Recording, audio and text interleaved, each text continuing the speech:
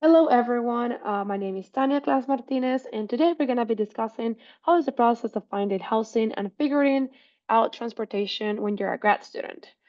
First, we'll start by transportation, and for this, you have a couple of options. First, if you can consider how efficient is the public transportation system in the city that you're going to be living.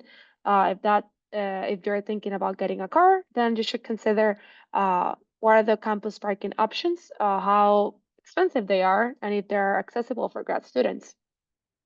Another typical options are walking or using bikes, which you should consider what's the typical distance the students typically walk or bike, and how is in the winter, and how willing are you to do either of this during the winter.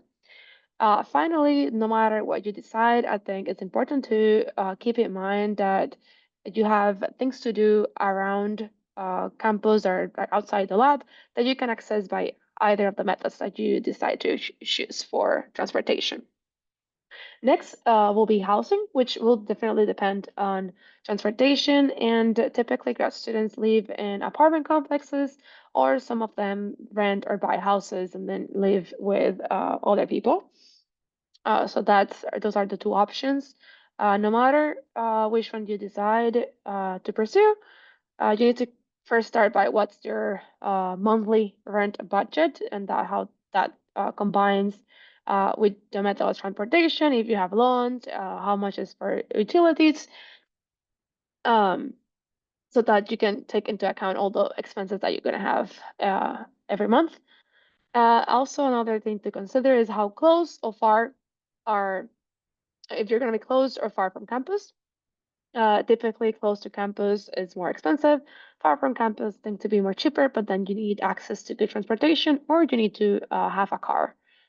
Another things is if you're going to live by yourself, or if you're going to have willing to have roommates.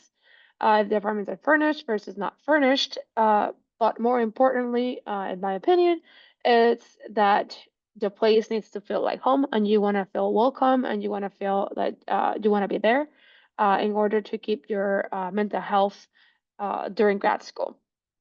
I hope this is helpful and can save you some time during your process of finding and figuring out transportation and housing for grad school.